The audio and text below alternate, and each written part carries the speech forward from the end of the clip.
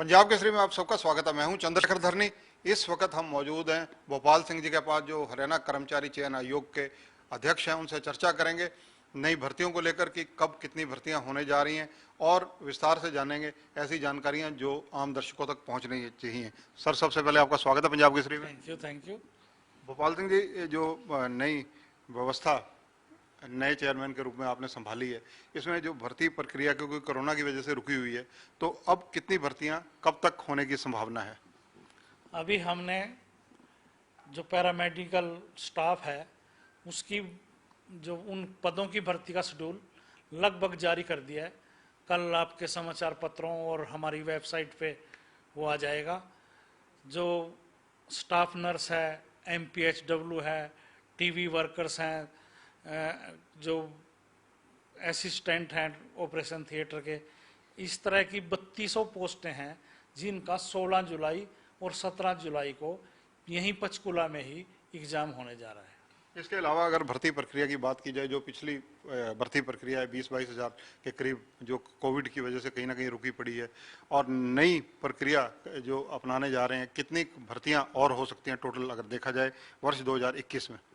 इस paramedical staff के तुरंत बाद हम लगभग 8000 पुलिस में भर्ती करने जा रहे हैं, जिसमें 7200 तो कांस्टेबल हैं, मेल भी हैं, फीमेल भी हैं, और लगभग 465 जो है वो SI हैं, सब इंस्पेक्टर, जिसमें 65 पद जो हैं वो महिलाओं के लिए आरक्षित हैं और 400 मेल वो हैं SI, और लगभग 524 जो है कमांडो भर्ती करने जा रहे हैं।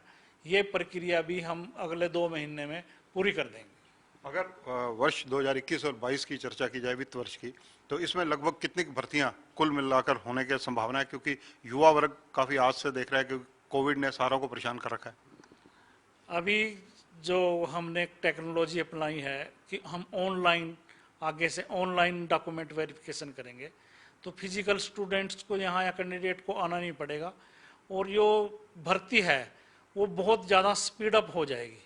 तो मेरा अनुमान है कि लगभग 25,000 पदों की भर्ती हम आने वाली 31 मार्च तक कंप्लीट कर चुके होंगे। 22,000 भर्ती पिछली पेंडिंग है, 25,000 और कर देंगे, लगभग 50,000 के करीब की भर्ती हो सकती है। बिल्कुल 31 मार्च 2022 तक लगभग 50,000 पदों पे हम नियुक्ति कर देंगे।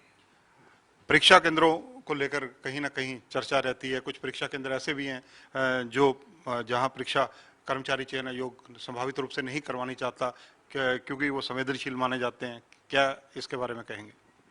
अभी हमारे जो ग्राम सचिव की भर्ती कैंसिल हुई है, तो उसमें सरकार ने पुलिस की और सिविलियंस की एक SIT गठित की थी।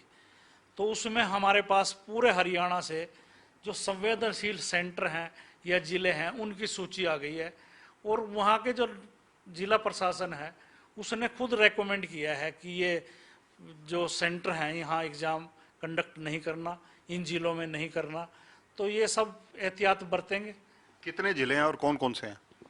अभी जो चिन्हित किए हैं उनमें रोहतक, झज्जर, मेवात और सोनीपत जिला ऐसे हैं जिसमें हम परीक्षा नहीं करवा रहे। एक दादरी जिला ऐसा है जिसकी कैपेसिटी ही 4000 है, तो उसको भी हम अभी नहीं ले रहे हैं। यानी जो पुरानी वैकेंसी पेंडिंग पड़ी हैं उनको भी कहीं ना कहीं आप प्रायोरिटी पर रखेंगे? बिल्कुल प्रायोरिटी पे रखेंगे। जितनी भी सरकार की डिमांड हमारे पास आई हुई है, हम प्राथमिकता के आधार पर और पूरी शिद्दत के साथ उसको कंप्लीट करेंगे। भोपाल सिंह जी, वन टाइम रजिस्ट्रेशन, इसकी क्या स्थिति है? कितने बच्चों की रजिस्ट्रेशन हो चुकी है? वन टाइम रजिस्ट्रेशन जो है उसकी लास्ट तारीख जो फार्म अप्लाई करने की वो 30 जून है, और अभी तक जो आंकड़ा है वो लगभग 4.5 लाख लोगों ने वन टाइम पोर्टल पे रजिस्ट्रेशन वो करा चुके हैं। और मेरा आप लोगों के माध्यम से, आपके चैनल के माध्यम से सभी जो कैंडिडेट हैं हरियाणा के युवा हैं, उनसे मेरी अपील है कि वो वन टाइम रजिस्ट्रेशन पे अपना रजिस्ट्रेशन कराएं जिन्होंने अभी तक नहीं कराया, क्योंकि भविष्य में जो भी भर्ती हरियाणा में होगी वो वन टाइम सिस्टम से ही होगी। जिसके पास रजिस्ट्रेशन होगा वही वन टाइम पे और जो हरियाणा कर्मचारी चयन आयोग है उसके पोर्टल पे रजिस्ट्रेशन करा सकेगा। वन टाइम रजिस्ट्रेशन की डेट कई बार सरकार पहले भी एक्सटेंड कर चुकी है, क्या भविष्य में भी ये एक्सटेंड करने की आप वकालत करेंगे? क्योंकि हरियाणा की अगर आबादी को देखा जाए 2,80,00,000 में से अगर युवा वर्ग को काउंट किया जाए तो 4.5 लाख नाम मात्र बनती है। नहीं, वो नामात्र नहीं है। लगभग हरियाणा में 5-5.5 लाख लोग या जो युवा हैं वो बेरोजगार हैं। उसमें ये है कि कई बार एक सीट के लिए 5-5 सीट के लिए 5 अप्लाई कर दिया उसने। हमारे को क्या लगता है कि एक ही कैंडिडेट ने 5 दफा अप्लाई कर दिया तो वो संख्या बहुत ज्यादा हो जाती है। तो जब वन टाइम की बात आती है तो वन टाइम का मतलब एक बार वो एक ही बार करेगा और वो ज्यादा संख्या नहीं है। सरकार के पास जो आंकड़े हैं बेरोजगार युवाओं के वो भी लगभग इतने ही हैं। वन टाइम रजिस्ट्रेशन के तहत एक बच्चा सपोज करो आज की डेट में अपने सारे डॉक्यूमेंट्स दे देता है, बाद में कोई डॉक्यूमेंट देने हो, नेक्स्ट मंथ देने हो या 2 महीने बाद देने हो, तो क्या ये उसमें ऑप्शन रखी गई है कि वो एडजस्ट कर सकता है, दोबारा दाखिल करवा सकता है? ये आपने बहुत अच्छा क्वेश्चन किया है। ये वन टाइम रजिस्ट्रेशन जो पोर्टल है वो हर टाइम खुला रहेगा। अगर आपकी क्वालिफिकेशन आज +2 है, अगले 2 साल में आपकी BA हो जाती है, ग्रेजुएशन हो जाती है, तो आप अपनी क्वालिफिकेशन उसमें ऐड कर सकते हैं या कई चीज़ें उसमें डिलीट कर सकते हैं कि मेरे घर में नौकरी आज नहीं है, कल मिल गई तो मैं उसको भी डिलीट कर दूंगा। ये ऑप्शन हर समय कैंडिडेट के पास खुला रहेगा कि वो अपना स्कोर सुधारने के लिए, अपनी हाई क्वालिफिकेशन को एडिट करने के लिए वो किसी भी टाइम वन टाइम रजिस्ट्रेशन के पोर्टल पे जा सकता है। वन टाइम रजिस्ट्रेशन को क्या आप काउंटर चेक करवा रहे हैं? क्योंकि कहीं ना कहीं टेक्निकल दिक्कत बच्चों को आ रही है इसमें। बीच बीच में जो टेक्निकल प्रॉब्लम आती है, बच्चे जो कैंडिडेट हैं वो हमारे ध्यान में लाते हैं और उन त्रुटियों को हम ठीक करते हैं। अभी तक जो एक मेजर वो आई थी कि उसमें हरियाणा से बाहर के जो लोग हैं वो अप्लाई ठीक नहीं कर पा रहे थे। वो एक अनुभव का था कि अगर किसी का 2 इंस्टीट्यूट से अनुभव है तो वो पोर्टल एक ही डॉक्यूमेंट को उठा रहा था, वो त्रुटि भी ठीक कर दी है। स्टेट एलिजिबिलिटी टेस्ट बेसिकली क्या है, इसका लाभ क्या रहेगा और ये कौन सी एजेंसी करवाएगी? CET है वो, कॉमन एलिजिबिलिटी टेस्ट, उसको NTA कराने जा रही है। नेशनल टेस्टिंग अथॉरिटी बनी हुई है एक, बहुत जो ईमानदारी पारदर्शिता से काम करती है, पूरे देश में करती है वो। तो वो जो नेशनल टेस्टिंग अथॉरिटी है वो ही जो वन टाइम रजिस्ट्रेशन का CET है उसको कंडक्ट करेगी। बेसिकली उसका लाभ कैसे रहेगा, क्या रहेगा? उसका लाभ ये है कि जो CET क्वालिफाइड लोग हैं वही हरियाणा स्टाफ सिलेक्शन कमीशन के पास स्क्रीनिंग टेस्ट के लिए आएगा। उसका फायदा ये है कि हमारी जो हम लाखों की संख्या में एग्जाम लेते हैं उम्मीदवार का, वो संख्या हमारे पास 3 गुना रह जाएगी। मतलब जैसे 5,000 क्लर्कों की हमने भर्ती करनी है तो हम स्क्रीनिंग टेस्ट सिर्फ 15,000 लोगों का लेंगे। अब तक हम लगभग 20 लाख लोगों का ले रहे थे, 15 लाख लोगों का ले रहे थे। तो एक संख्या को कम करने के लिए सरकार बहुत अच्छी योजना लेके आई है। परीक्षाओं में नकल रुके, पारदर्शिता रहे और जो पेपर लीकेज का मामला हर बार होता है, ज्यादातर चर्चा में आता है, सुर्खियों में रहता है और कहीं ना कहीं क्वेश्चन मार्क लगता है, आपकी सारी व्यवस्था पर प्रश्न चिन्ह लगाता है, उसको कैसे विराम लगाएंगे? ऐसा है, अभी तक मैं पिछले 6 साल से यहाँ सदस्य के रूप में भी काम किया है और मुझे बताते हुए खुशी ये हो रही है कि आज तक हमारा कोई पेपर लीक या आउट नहीं हुआ है। कुछ सेंटरों पे चीटिंग की घटनाएं हुए हैं और हमने इस कोविड काल में, ये कोविड काल हमारे लिए एक वरदान लेके आया है कि हमने इन सब चीज़ों पे पूरी तरह से स्टडी की है, दूसरे स्टेटों की स्टडी की है और नई टेक्नोलॉजी की स्टडी की है। तो अब हमारे पास ऐसी नई टेक्नोलॉजी आने वाली है आने वाले दिनों में कि ये जो चीटिंग का भी मामला है ये भी कैंडिडेट के लिए संभव नहीं होगा।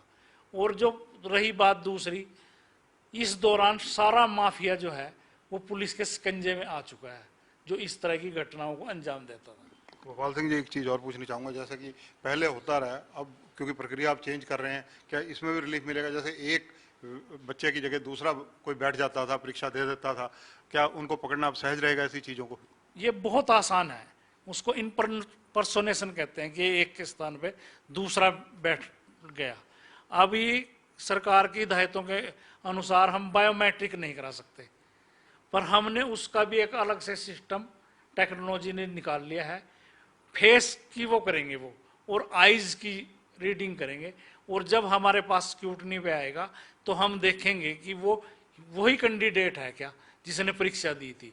यहाँ तक नहीं स्क्रूटनी पे नहीं, जिस डिपार्टमेंट में उसकी अपॉइंटमेंट हुई है वहाँ सिलेक्शन के लिए जब जाएगा वो दोनों चीजें उससे मैच करेंगे कि कैंडिडेट ओरिजिनल है या वो कैंडिडेट अलग था, ये कैंडिडेट अलग है। युवा वर्ग को बतौर चेयरमैन आप क्या आश्वस्त करेंगे इस मामले में?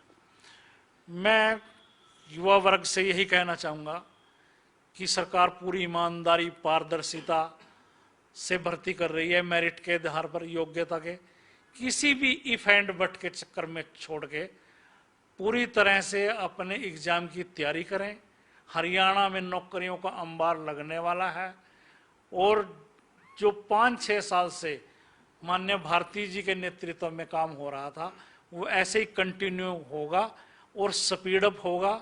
जिन बच्चों ने अभी तक वन टाइम पे जाके रजिस्ट्रेशन नहीं कराया उनसे भी मेरा अनुरोध है कि वो जल्दी से जल्दी 30 जून तक पोर्टल खुला है वो रजिस्ट्रेशन कराएं, क्योंकि हरियाणा स्टाफ सिलेक्शन कमीशन में अब के बाद 30 जून के बाद जो भी भर्ती होगी वो वन टाइम रजिस्ट्रेशन से ही होगी। जो पिछली परीक्षाएं आप लेंगे वो किस प्रक्रिया के तहत लेंगे, और सरकार को आपने क्या चीफ सेक्रेटरी साहब को प्रस्ताव भेजा है? जो पिछली हैं कंटिन्यू चल रही हैं वो पिछले ही पैटर्न पे होंगी, पिछले ही क्राइटेरिया पे होगी, और जैसे पिछले 5-6 साल से करते आ रहे हैं उसी पद्धति से होंगी। ये 50,000 भर्तियों का तो आपने खुले रूप से जिक्र किया, और विभागों की तरफ से कोई प्रस्ताव आए हों जो आपके इस वक्त ध्यान में हो कि कितनी भर्तियां और निकल सकती हैं? लगभग 20-22 हजार की रिक्विजिशन और अगले 1 महीने में आने वाली है। धन्यवाद। तो ये हैं भोपाल सिंह जी जो चेयरमैन है हरियाणा कर्मचारी चयन आयोग के। विस्तार से इन्होंने हर मुद्दे पर चर्चा की, पारदर्शिता रखने और जिस प्रकार से बायोमेट्रिक को लेकर कहीं ना कहीं, क्योंकि कोविड काल चल रहा है, उसको लेकर जिस प्रकार से आंखों के मिलान की बात कही, कहीं ना कहीं बच्चों के लिए, युवा वर्ग के लिए ये अच्छी बात है कि हरियाणा में रोजगार के अवसर अब खुलने वाले हैं और नई भर्तियां होने वाली हैं। कैमरामैन संजय सिंह के साथ चंद्रशेखर धरनी, पंजाब केसरी टीवी, पंचकुला। हमसे जुड़े रहने के लिए हमारे YouTube चैनल को सब्सक्राइब करें और नई वीडियो की नोटिफिकेशन के लिए बेल आइकॉन को दबाएं। अगर आप ये वीडियो Facebook पर देख रहे हैं तो लाइक जरूर करें और ज्यादा से ज्यादा शेयर करें। धन्यवाद।